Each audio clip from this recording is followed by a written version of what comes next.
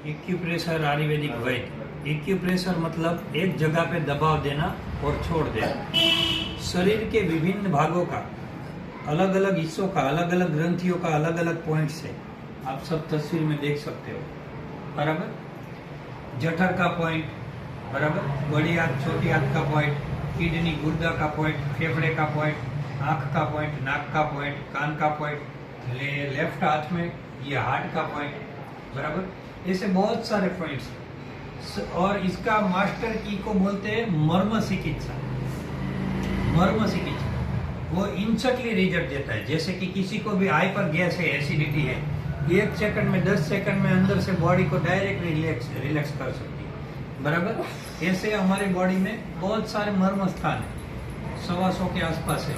मुझे तो याद नहीं रहता है, ये भगवान की कृपा है, बराबर। कल क्या करना है वो भी याद नहीं है, कल क्या किया था वो भी याद नहीं है, बस आज मुझे मिला जी भर के जीना है। हर एक इंसान में 3 प्रकार की प्रकृति है, बराबर। बात प्रकृति, बीज प्रकृति और कफ प्रकृति, बराबर। ये 3 प्रकृति के हिसाब से हमारा पूरा जीवन बनता है, बराबर। 3 प्रकृति में हम 3 प्रकार के शरीर में से कचरे को आपले करते हैं, यूरिन के द्वारा, लैट्रिन के द्वारा और पसीने के द्वारा, बराबर। 3 प्रकार से। और ये 3 प्रकार का जो कार्यक्रम है वो पंच वायु से चल रहा है। इसको इसीलिए पंच महाभूत बोलते हैं। पंच वायु से, आकाश, अग्नि, जल, पृथ्वी और वायु, बराबर। ये पंच महाभूत का ये बैलेंस करने के लिए पूरा बॉडी का सिस्टम समझना है। इसमें सप्त धातु आती है, रक्त, रस, मांस, मेद, अस्थि, मज्जा और शुक्र, 7 धातु ये है। ये बॉडी के पूरा सिस्टम के ऊपर चलता है। तो हर इंसान का प्रकृति अलग अलग है। किसी का वायु प्रकृति है, किसी का पीत प्रकृति है, किसी का कफ प्रकृति है। जिनको जैसी प्रकृति है उनके हिसाब से बहुत सारे रोग लिखे गए। अगर उसके ऊपर हम अभ्यास करने जाएंगे तो खत्म ही नहीं होगा। ऐसी तुम्हारा डायरेक्टली बात करते, तुम्हारा है बात पित्त प्रकृति, बॉडी में गर्मी बढ़ जाना, कम हो जाना, बराबर। तो जब गर्मी बढ़ जाती है तब यूरिन की जगह पे जलन होना, यूरिन की जगह पे खुजली आना, आंखों में जलन होना, आंखों में खुजली आना, बेचैनी जैसा रहना, सभी के ऊपर गुस्सा आना, चिड़चिड़ापन होना, सब ऐसा ही लगेगा घर में कोई मेरा है ही नहीं। तो ये सब इंसान की अलग अलग प्रकृति है। प्रकृति के ऊपर उसका जीवन, इसका रोग, उसकी दिनचर्या, उसका आचार विचार, बराबर, सब उसके ऊपर मायने रखते हैं। इन सबका राजा है आहार, वही औषधम। मेन सिस्टम है आहार। हम कैसा खाते हैं वैसा ही हम सोचेंगे। सात्विक है तो सात्विक विचार आएंगे, मांसाहारी है तो सात्विक विचार आएंगे, लेकिन जो चाहिए ऐसा सात्विक नहीं आएगा। ये अभी एक मथुरा का मैं वीडियो देख रहा था। एक माता ने, एक लड़की थी, बराबर, 22-26 साल की होगी, उसने कन्हैया की मूर्ति के साथ सब ब्याह किया, शादी किया, बराबर।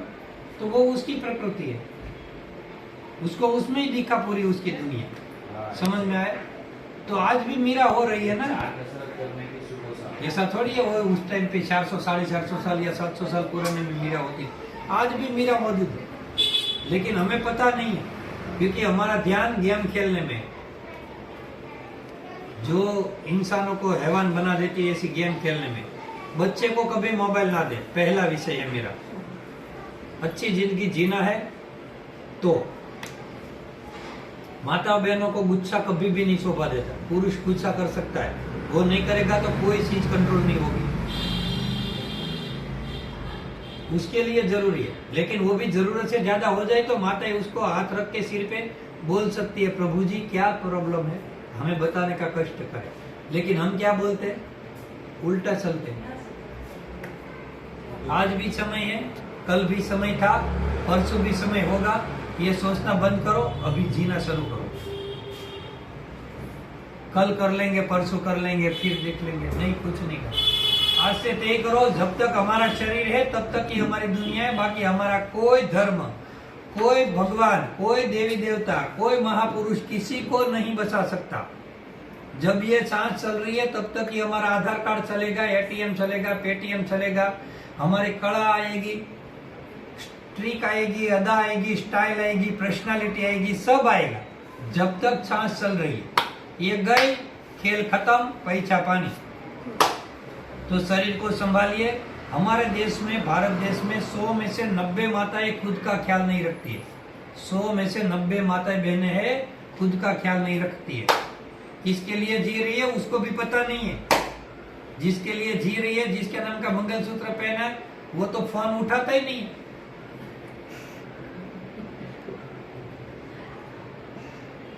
सही है मैं बोल रहा हूँ? अभी करके देखो, पता चल जाएगा। बराबर।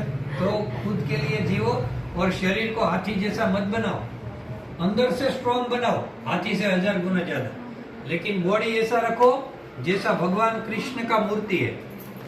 आप देख सकते हो, ये मेरे गुरु महाराज का पुस्तक है, सदगुरुदेव का, बराबर। उसने लिखा है अक्षय आनंद, यानी कि ये आनंद का कभी भी क्षय होता ही नहीं है, ये तो हो नहीं चलने वाला है। तो वो कौन है? खुद आनंद है। वहां मेरा गोल है वो लिखा गया है, उसका वो 3 शब्द लिखा है, आनंद। आनंद यही नंद है, बाकी कोई नंद नहीं है। ये गया तो गया, कोई नंद काम नहीं आएगा। सब धर्म हमें यही सिखा रहे, लेकिन हम उल्टा सीख रहे। दया धर्म का मूल है। दया जब तक नहीं है जीवन में कुछ भी नहीं है।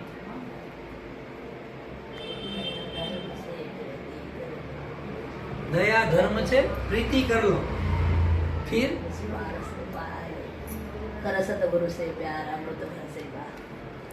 कर सतगुरु से प्यार अमृत बरसेगा। सतगुरु क्या मतलब क्या होता है? हम जो अंधेरे में जी रहे उसमें से उजाले की ओर जाओ। खुद का शरीर को संभालो, सबका अच्छा करो, लेकिन पहले खुद तो अच्छे हो, बनो। खुद का ठिकाना नहीं है, खाने का पीने का टाइम पे सोते नहीं है, 12 बजे तक मोबाइल में भूत की तरह लग जाते।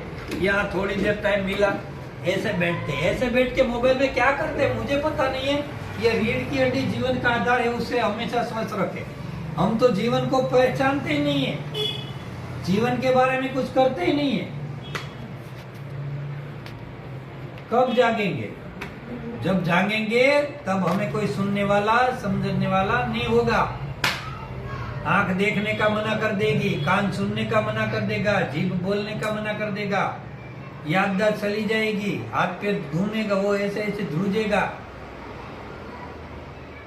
तो अभी भी टाइम है, खुशी खुशी में, आनंद में, परमात्मा में लीन होके सब काम करते जाओ, वो अपने आप रास्ता निकलता जाएगा।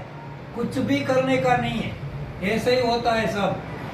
मेरा तो हो रहा है, मुझे पता है, 17 साल से कर रहा हूँ, ऐसे ही चल रहा है। कौन चला रहा है पता नहीं है, क्यों चला रहे हो वो भी पता नहीं। जो भी है साफ साफ मुंह पे बोलो, ये मेरी सबसे बड़ी गलती है,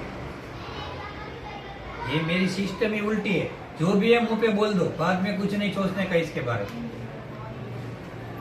ये आंटी को मैंने 1000 बार बोला, पानी बैठ के पियो, खाने के तुरंत बाद पानी मत पियो, गर्म पानी पियो, भूख लगे तो ही खाना खाओ। भगवान ने साफ साफ लिखा है, बराबर। वो पुस्तक कहाँ गया? पुष्पम पत्रम फलम तोयम। मैं 4 प्रकार के अन्न पचाने का क्षमता रखता हूँ इंसानों में।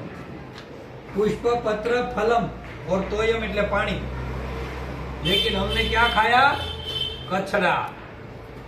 हाँ, ये नई भोजन प्रथा है, बराबर। जो प्रकृति ने जैसा दिया उसका जूस निकाला और जूस निकाल के ही खाया, बराबर। ये मैं 14-15 दिन हो गया, शायद आज 15 दिन से कर रहा हूँ, खाना नहीं खाया अभी तक, यही पी रहा हूँ।